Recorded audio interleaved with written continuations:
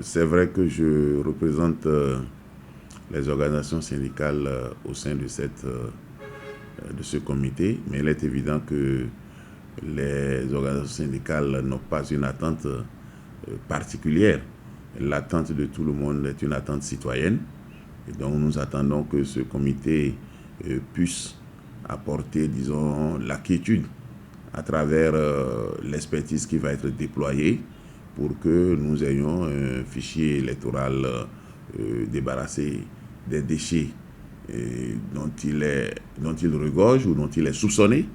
Mais ce qui est important pour nous, c'est que nous puissions disposer à l'issue de cet exercice-là d'une liste qui sera extraite et que cette liste-là soit, disons, la moins polémique possible pour que l'on ait l'assurance que nous avons fait une consultation et que les personnes qui devraient, disons, exprimer leur suffrage se figurent sur la liste et que les lieux retenus pour que ces suffrages soient exprimés ne soient pas des lieux, disons, assez distants du lieu habituel de résidence des intéressés. Bref, que nous ayons une liste électorale à la fin, disons après septembre, une liste électorale qui va être, disons, assez limpide, assez claire pour permettre à chacun de se sentir à l'aise.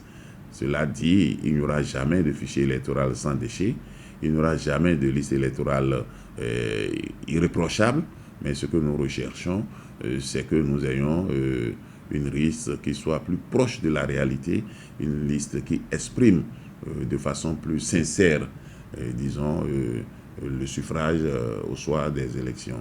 Donc voilà un peu, et vous avez fait allusion à la rencontre avec le chef de l'État. C'est à sa demande que nous sommes rendus au palais, donc c'est lui qui a voulu nous rencontrer. Vous n'êtes pas sans savoir que le Conseil des ministres a décidé de mettre à la disposition du comité le budget nécessaire pour le travail. Et il est tout à fait normal en tant que président de la République qu'il continue de nous rassurer, étant donné la polémique que cela suscite, bien que ce soit une mission citoyenne. Vous savez, tous les citoyens n'ont pas la même lecture de cette mission. Et lui, en tant que garant de la tranquillité, garant, disons, de la paix, garant donc de la sincérité également de l'application des tests, il était normal qu'il nous rassure sur sa volonté d'aller jusqu'au bout et sa volonté également de nous accompagner, quelles que soient les difficultés que nous aurons. Et je crois que c'est ce qu'il a fait et ça ne fait que motiver toute l'équipe, comme je l'ai dit. Et là où nous sommes, nous ne représentons aucune entité, nous sommes tous déjà une équipe et cette équipe-là reste une équipe citoyenne dans le cadre d'une mission citoyenne.